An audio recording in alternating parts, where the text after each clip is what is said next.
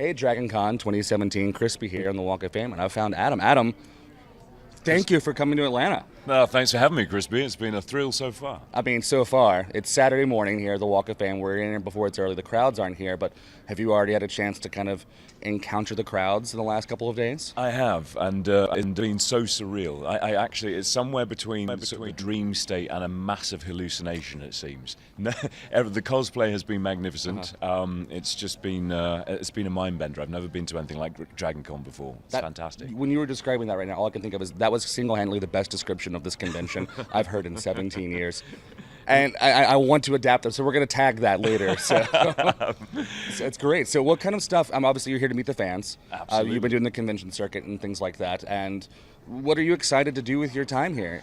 Well, it just seems to keep unfolding in magnificent ways. Last night I was corralled into doing an improv sort of panel late last night at 10 o'clock, and I was like, this is not my world at all. And there were professional guys doing it, and thrown in, and the most amazing amount of love from the crowd, even though I was utterly terrified. And I believe things like that are scheduled across the course of this weekend. It's madness. Scheduled chaos. Scheduled chaos, which is amazing. I believe there's wrestling. I can go see wrestling. Wrestling was on Thursday. I missed wrestling. By a day.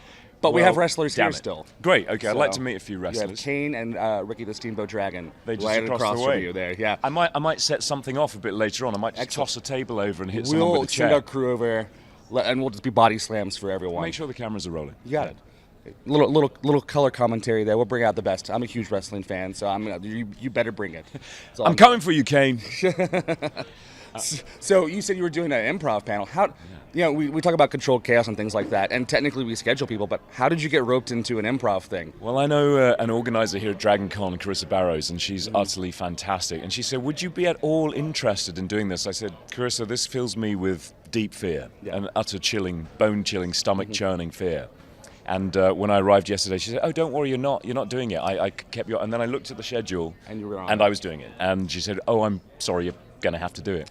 And it's very sneaky. Very sneaky. Very sneaky. She's good at what she does. Give her a raise. You heard that. We've got it documented.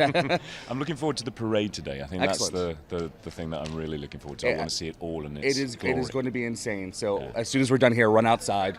It's all coming to you. Great. So, literally, it all drops off right here in front of the Marriott. So amazing. It's going to be wonderful.